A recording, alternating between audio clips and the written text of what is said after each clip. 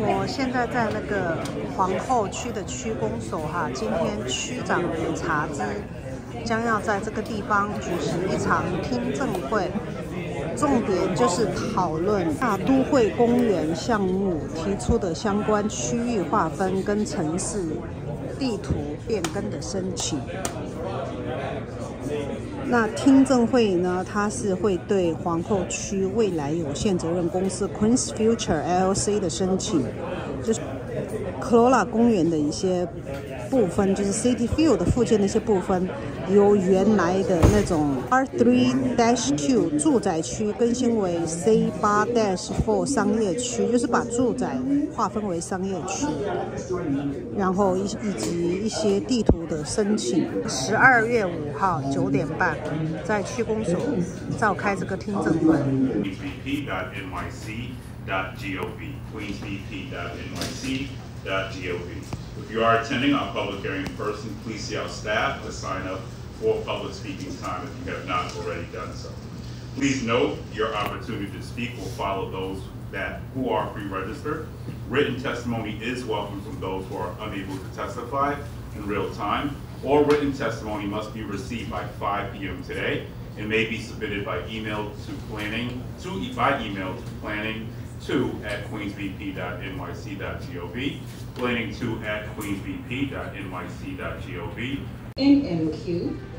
The applicant is Queen's Future LLC, affected community boards number 3, 4, 6, 7, 8, and 9.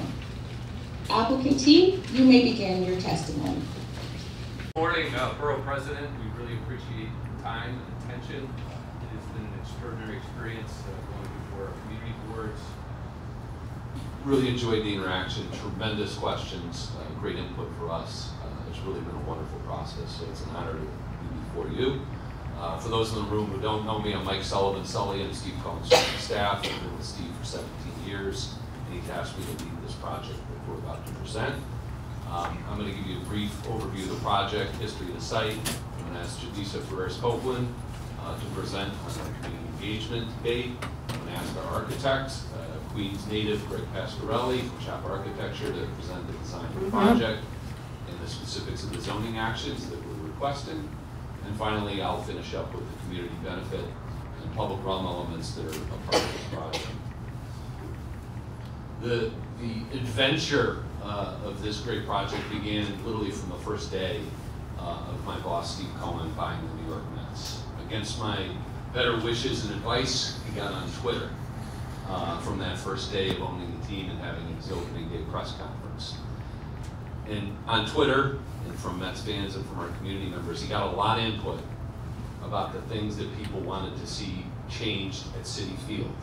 Not just players on the field and winning World Series, but physical things they wanted to see happen at the ballpark. Bringing back black jerseys on Friday nights, celebrating Mets history, retiring numbers, bringing back old-timers again. We've been able to do a tremendous amount at Citi Field in the last 4 years. But there was one item that we heard over and over again from our neighbors, and that was the area around Citi Field is desolate, especially in the wintertime. There's not fun things to be able to do immediately after, before and after games. A day at the ballpark is not a day at the ballpark. It's 2 hours and 40 minutes at the ballpark. People want green space, live music, entertainment. One of the great things about our Mets fans and our 7-line army that takes our fans to travel all over the country to see the Mets fan play is we have that support all over the country. The problem is they go to St. Louis, they go to Battery in Atlanta, they go to all these great ballparks around the country, and then they come back and they say, why can't we have something beautiful around Citi Field like we see in these other cities? Live music, entertainment, bars, restaurants, fun things to do, beautiful green open space. The bottom line of the project that we're going to present to you today is a proposal to take the 50 acres of asphalt parking lots around Citi Field, to take half of the land and transform it into a brand new 25-acre New York City public park that we are offering to build to Parks Department specifications, to maintain long-term to Parks Department specifications, and provide public safety in. And we're going to propose to take the other half of the land to create an entertainment destination. Hotel, gaming, live music, 5,000 seat indoor concert hall, 100,000 square feet of conference and meeting space, with bars, restaurants, fun things to do before and after games, a Taste of Queens food hall. Transform the area around Citi Field and tie together the tennis, the soccer stadium, which we were excited to see, shovels go on the ground on yesterday, and obviously baseball. The opportunity, the pay for this project is the gaming licenses that the state authorized by state referendum back in 2013. What we're proposing to do is to take one of these licenses, we're going to compete for it, and use it as the pay for to completely transform the area around Citi Field. It was a public referendum to approve those licenses. The people of Queens voted at a 64% rate to support those licenses, and they're now going to be handed out at the end of next year.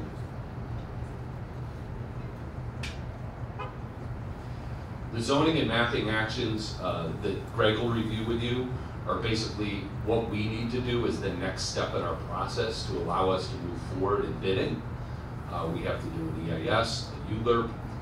The gaming related aspects of this project get debated next summer through a CAC process. The borough president has a seat. We have 6 members of that committee. We will be presenting an RFA with all the details of the project at the end of next June. They'll have fly-through videos, everything gets posted publicly, and then there'll be public hearings here in Queens on the project, where ultimately we need to have a positive vote for the project to advance.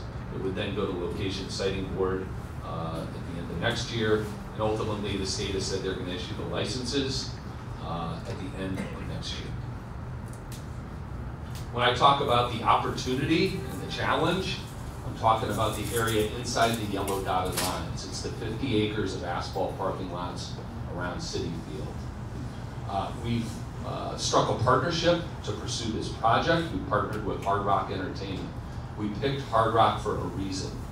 Hard Rock does live music better than anybody. They do over 30,000 live music events around the world every year. Live music, as we've studied the great ballpark villages around the country, is a critical part of making projects like this around sports facilities successful. People love to hear live music before and after. And to all of those that are here, as Sully mentioned, I'm Julissa Ferreras-Copeland, and I have had the wonderful opportunity of leading community engagement and GR for this project. When Sully and the team reached out, they expressed, and we had conversations about doing this community engagement work, and we understood that from the beginning, we would engage the community from the ground up, understanding that this approach had to be one that was inclusive of the diversity of our community and the many voices. And I hope that you'll see that as we go through this presentation. The community engagement originally focused on the closest neighborhoods of Corona, East Elmhurst, Flushing, and Jackson Heights. It was an engagement that was done through diversity, not just in how we made sure to communicate to the constituents and to the neighbors, but also in how we took the approach. It was, Pastor Young's faith church, and it was a small group of about 40 people, and we engaged for 3.5 hours, or a much larger setup, which you'll see here in these images, at Citi Field, with several hundred people coming through so that we can ensure that we heard as many voices. Pasquarelli, I'm one of the founding principals of Shop Architects here in New York. I'm honored to be here, and I'm honored to work with the Mets and Hard Rock on this incredible project. As Sully said, I was born here. The hospital was right down the road here on the Grand Central Parkway. You could almost see it. I grew up playing in Flushing Meadows, Corona Park. I'm a committed New Yorker, and I'm very, very proud of the work that we've done around New York City. And when we were approached to think about this project, I've always thought the same things, that the stadium is not connected to the city. It's desolate, and what are the things that we could do to fix it? And what a great challenge for us to think about how to make a solution like that. So, we knew the history of Robert Moses very, very closely. And as Sully said before, it really came down to this moment, knowing how on the left you could see the original plan where you could see the park wanted to go to the waterfront, but then Moses, as he always did, would... We could not have done it without the extraordinary input from the community. Most of the great ideas that you saw today came from our neighbors. I didn't think of it, Steve didn't think of it. This came from the bottoms up. Really, it's been an incredible process. A lot of the people in the room here today have been working on this for 3+ years. And for them to be able to see the ideas that came out of that bottoms up listening process come to life is incredible. But we need to be able to advance this project through these approval stages, or sadly these parking lots are going to remain parking lots for the next 81 years. So thank you for your time and attention, and look forward to your questions. Thank you, Sally. And first, let me start off thanking your team, because whether you agree with the project or not, the outreach has been consistent, and I've heard that on the ground. So I want to start by thanking you and your team on that. I first want to hop back into jobs for a second, so let's just go through temporary, permanent, and local hiring. So if you could just run down the number of how many jobs you anticipate. Yeah, total of 23,000. 6,100 of those, 23,000 are the full-time jobs, so it's probably 17,000 full-time construction jobs over the course of 3 to 3.5 years of construction. We'll put a lot of people to work for a lot of years. I'm not including all the indirect benefits. Obviously, we're going to create a lot of additional jobs feeding the construction workers, right? All of the vendors that we're going to need. We're going to need 90+ local vendors in Queens to help support this project. Everything from local laundromats, local florists to put the flowers on the tables in the conference and meeting rooms and the public areas. We need a lot of help from a lot of different vendors in the community. And take me through, so I saw the MWBE number, and I'm very happy that that's not the ceiling. We always want to try to get to 40%. I like to get to as close as we can. Yes, can you take me through local hiring goals? Sure. For the surrounding yeah, so we have announced a Queens hiring preference. What does that mean? It means that if you're from Queens and you're qualified for a job, you get the first shot at it. We have a number of workforce development partners that we've signed MOU agreements with. You know all of them. It's Urban Upbound. It's a number of the different local nonprofits that do workforce development in Flushing and Corona and East Elmhurst. We've opened up, we've taken a storefront 1 block south of Corona Plaza on National Street to serve as a local hiring center. We're also going to be creating a space at City Field to serve as a local hiring center. We're going to need to educate a lot of people about all these different job opportunities and then do a lot of training. There's a lot of jobs at this property that the skill set doesn't exist today. Surveillance technology, knowing how to repair certain types of machines. So we're going to have to train a lot of people in partnership with our brothers and sisters in labor to be able to fully staff this building, and it's going to take time. The good news is probably middle of 29 before the building is open, so we've got plenty of time to do this and do it right. So tell me about reporting mechanisms on the local hiring and MWBE. Yeah, we've committed to monthly reporting from a third party, not from us. Cheryl, of course, will be doing the reporting for the project, but we're also going to partner with a local nonprofit who does this work in the community to do independent third-party reporting as well, so you'll be getting that on a monthly basis. Right. And I think the 3 entities who should get it, certainly community board, city council person, borough president's office, and I guess whoever's on the CABs. We're happy to commit to that. So we want to see that in writing. And I'm very encouraged on the monthly reporting. That was something important to me. Let's go back through community benefits quick. So you have a $163 million community benefit fund. Define what that means. Yeah, so what we're committing to, and this is a bare minimum. As you know, Steve and Alex Cohen are incredibly generous, and the work that the Stephen Alexander Cohen Foundation stands separate and apart from this. The work that the Amazing Mets Foundation does and will continue to do stands apart from it. This is just dollars that this project, this partnership between us and Hard Rock are committing to. $163 million over 30 years. We're going to have a local community board that instructs us what the priorities are. If there's one thing that I've learned over the 4 years of working on this project is year to year, the needs change. If we try to decide today, you know, here are the 5, 6, 8, 10 things that we should be focusing on in terms of the philanthropy, they'll probably be different in 3, 5, 10 years. And so we've committed to creating a local board. Queens residents, people that receive the funds can't be on it. It's got to be independent folks.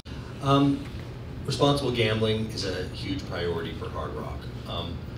I'll touch on your questions in terms of the community partnerships that we're going to be forming, but as an introduction, I'll talk about what we do and how we deploy those resources with our community partners. So, when you ask, casino gaming's been around for a long time. The region's been served, but not with a facility like this. For us, how we want to prevent and mitigate the effects of problem gambling is critical. We have education programs that are aimed at all players, whether you're new, casual, regular, risk or harm.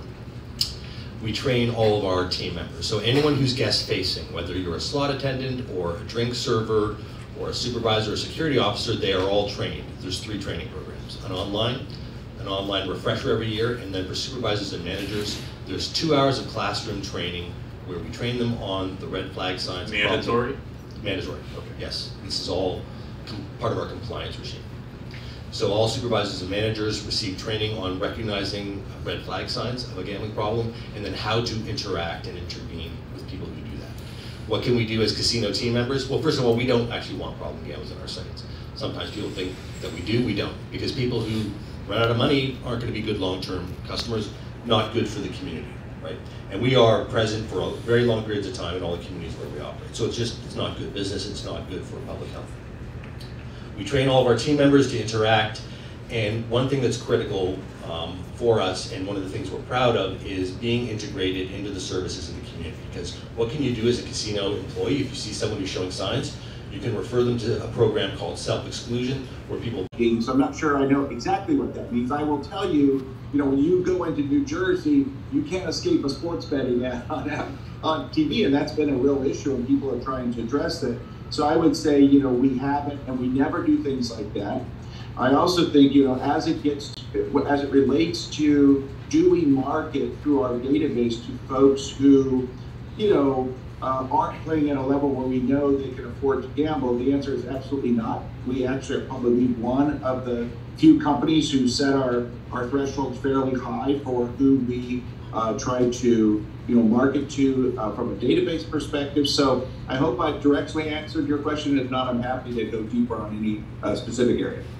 We'll take to give their testimony. So Sola?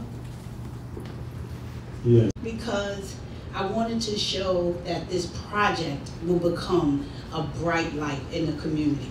It has now been something that was desolate, something that was dim, and now something like this project is going to make it bright. Weigh in on this extraordinary project. My name is Edward McWilliams. I'm the Executive Director of the Cement and Concrete Workers District Council Lesset Fund. We work with our members, the concrete workers, and the employers that employ them. Our priority is clear: to create opportunities to uplift working class families in Queens and New York City, to build stronger communities, and to ensure a brighter future for working class families. Our members, alongside our contractors who employ them, are strongly aligned in our support for the development of Metropolitan Park here in Queens. And I'll tell you why. Metropolitan Park will make Queens a better place to live. It will make Queens a better place to work. It's undeniable that cities and counties across America only wish they had the opportunity that we have right here and right now. Mr. Borough President, always good to see you, brother. Thank you for allowing me to speak today. I'm strongly in support of Metropolitan Park. As you know, I've taken my son Nico to 28 out of the 30 major league parks throughout the country. And what I've seen as a trend is that they're building communities around these stadiums to create economic development, to create entertainment for communities. And I was in Atlanta, outside Trist Park, because that's where the National Boys and Girls Club were, and I was there for a conference. Nico and I went and had lunch. We tossed the ball around outside. We went to the ball game. It was a day at the ballpark. Here today, and thank you for the opportunity to address you. My name is Brian Chen, lifelong Queens resident, also the Chief Strategy Officer at the Chinese American Planning Council, organization that I know you're very familiar with. I have here a prepared testimony from CPC that I'm proud to share today in full support of the Metropolitan Park project. The Chinese American Planning Council is a nearly 60-year-old social services organization rooted in community and anchored throughout New York City, including our Queens Community Center that serves tens of thousands of residents across the borough annually. From early child care and after-school programs to English literacy classes and older adult programming, our holistic services ensure community members not only survive, but thrive. The Chinese American Planning Council is fully supportive of the inclusive, community-integrated workforce and economic development potential of the Metropolitan Park project as it aligns with our agency's mission to promote the social and economic empowerment of immigrant and low-income New Yorkers. As an organization that provides linguistically accessible and culturally competent employment services and wraparound supports, we believe Metropolitan Park has the potential to move the needle on economic mobility for Queens residents by creating real pathways for the upskilling, hiring, and retention of local talent. My colleague Joanne shared the importance of that within the Asian American and Pacific Islander community, and we share that same prioritization of ensuring local AAPI talent is hired and retained. Through the project's commitment to supporting workforce training, job creation, and career advancement, Metropolitan Park is positioned to be an opportunity hub inclusive of the local business community and the borough's diverse but often marginalized populations, including the multilingual, multi-generational immigrants, individuals with disabilities, and underemployed and unemployed Queens residents served by community organizations such as the Chinese American Planning Council and other partners that you're going to hear from today. Just wanted to thank you again for your time. Thank you. Thank you for your time. It's Christian Mattress, and I'm a proud both resident in Queens and a member of the New York City District Council of Carpenters. I'm here today to express my enthusiastic support for the hard work and the Metropolitan Park League for a casino license in Queens. This project represents more than just a gaming facility. It's an opportunity for our community to benefit from significant economic growth, job creations, and long-term investment. With this proposal, we're not just looking at a world-class entertainment venue in Queens. We're looking at thousands of good-paying jobs, union jobs, that will sustain families like my family in Queens and beyond. Guardians of Flushing Bay, and I'm speaking in opposition to the project because call it a park or a parking lot, either way it is all still publicly owned open space, so precious in our dense urban neighborhoods. So I encourage you to vote no on this demapping. The 25 acres of lovely green in the presentation is already technically parkland, but this demapping action will make Flushing Meadows Park smaller, forever losing 25 acres of publicly owned open space. So if you vote yes with conditions and require a 1-for-1 acre replacement of the demapped parkland at another Queens location, such as Flushing Airport. Vote no on the commercial zoning, which would make this an even worse deal. Multiply the rent of commercial space by the acreage, by the floors, by the length of the lease, and there are many, many more billions of dollars at stake than are revealed right now. You led with that question yourself. So just across the street, Willits Point Phase 3 Area B is an existing commercial zone ready for development, but instead to increase profits, the applicants want our public land commercialized. Or if you vote yes with conditions and make that $163 million community benefit an annual obligation lasting the life of the casino, as you've already been discussing. Also, please recognize that the DEIS is manipulative and only analyzes displacement of affordable housing and small businesses within a tiny quarter-mile radius of the proposed casino, which is absurdly mostly parkland and waters of the bay. It's a bait and switch that the applicants brag about the wide community engagement of our neighborhoods, but actually leave those same people out of the study of displacement. If you vote yes, require the applicants expand their DEIS displacement analysis to the full community districts and make a plan to avoid any negative effects of gentrification. For today's public speaking hearing, I very glad to say I definitely support this Queen's Future program, simply because it's our future.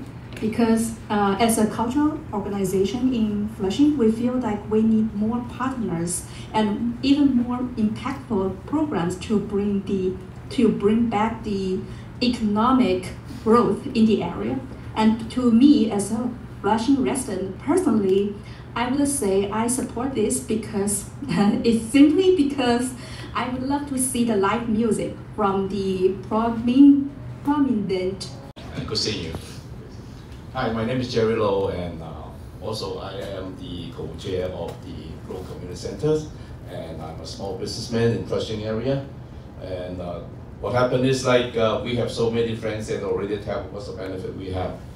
One thing I like to bring it up is my family is from Macau. I don't know anybody know about Macau? This is the Las Vegas in Asia.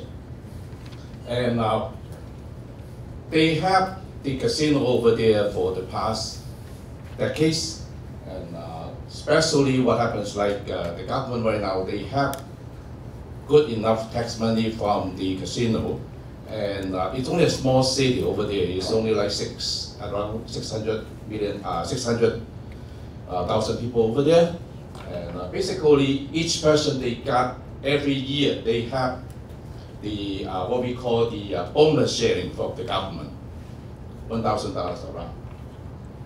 So this is only for the reference. The reason why I bring it up is it helps the community, and not only for the job and for everything actually, for the health and everything, health insurance we don't have to worry about over there. It's a free healthcare over there in Macau, and so hopefully someday if we can have that kind of things. For President, you're still young. You may be getting more upper level that you can take care of the whole New York City or even more, right? Yeah. So we need that. We need the people really concerned about community. Okay. Thank you very much. All right. So. My name is Hyun Mi, Korean American Association of Kids. I'm supported, Metropolitan Project Park. Our community, or all of our community, the Queens community is developing this project. All of the project is one of the negative side and other side, positive side. I think more than positive side. Why they getting creative job, and then creative our community, and then reach our community. Career spans back to 1979, so I've seen a lot of development projects. And I've prepared something here, but I think I have a great memory working for Clashwood for many years. Developers would come in, and she'd listen to them carefully and say, "You're going to put bread on the table for Queens. Tell me about the bread you put on the table." That was the criteria. And in all certain terms, if they didn't do that, they were thrown out of the office. This is a terrific project. It puts lots of bread on, lots of loaves of bread on thousands of tables of families. Years ago, 25 years ago, this would be unthinkable in Queens, a project of this caliber. It was untouchable in Queens for this kind of thing. But now we are desirable. And the fact that this project will transform a parking lot into a destination for our city, for our country in many ways. And we have the diversity of people, young people who need jobs from every level, from semi-skilled to high-tech. And this will provide, we have small businesses that will have opportunities, not just in construction, but down the road for generations. And the beneficiaries are families, companies, and neighborhoods all around the borough. We tried during COVID, going to Rockaway, trying to get people vaccinated that just didn't want to get vaccinated. Together, we were Santa Claus for about 6 months, giving out $15 million of Steve and Alex's money, which was really a remarkable experience, and I know we got a lot of joy out of that. It's remarkable about this project. Yesterday, you and I froze my butt off yesterday at New York City Football Club. You were there. It was a remarkable thing. And then last night we had our annual Business Person of the Year event, and You were very kind in your remarks that you sent in, but it's a microcosm of Queens.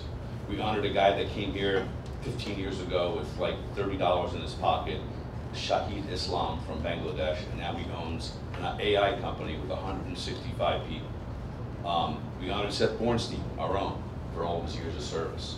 We honored Saida for all of her dedication.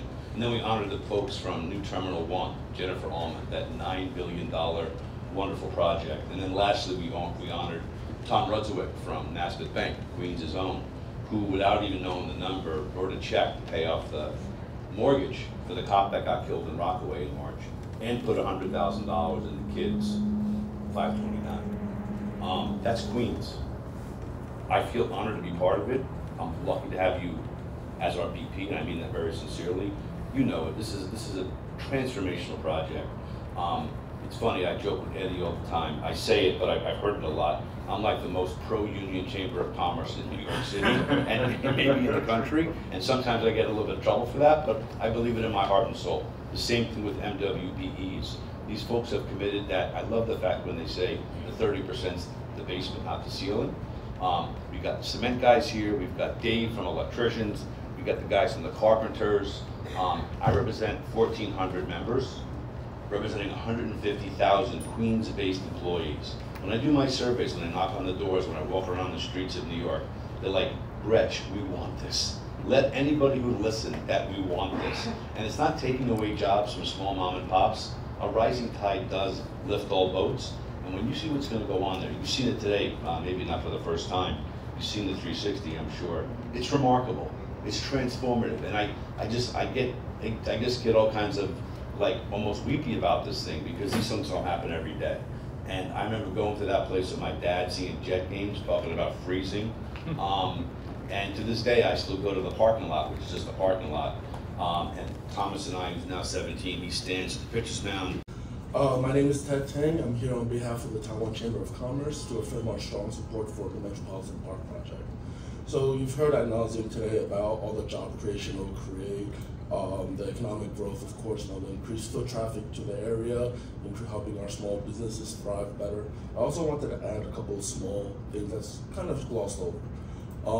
As we know, the cost of living, cost of childcare is increasing dramatically, making it hard for families to choose between a dual income family versus having that. The home, for my restaurant for the last 5 years, and I, opened, excuse me, right before the pandemic. So, doing a lot of community work, since I opened the restaurant, it's been incredible, the amount of support with Queens Chamber and just all around Flushing. And I just want to say that it would mean a lot to Flushing, and I would say that, from all of the other restaurant owners that I spoke with, Here on behalf of myself and like-minded individuals of the Dragon Boat community of New York. So one of the things that we've been talking about that Sully has touched upon, that the Waterfront Alliance has touched upon, is access to the waterways. The World's Fair Marina Pier #1 has been aging for the last 80 years since the last World's Fair, and it's deteriorating very quickly. Last week, we received notice that they're shutting access to the piers to the Dragon Boat community as of April of next year because the piers failed safety inspections. Now, we knew of this. This has been ongoing for many years now. We've always been told you may lose access, you may lose access, you may lose access. That's finally happened. Earlier this year, Sully invited us to see the development, to share with him our concerns. And for me and members of my community, we only want to see the piers fixed.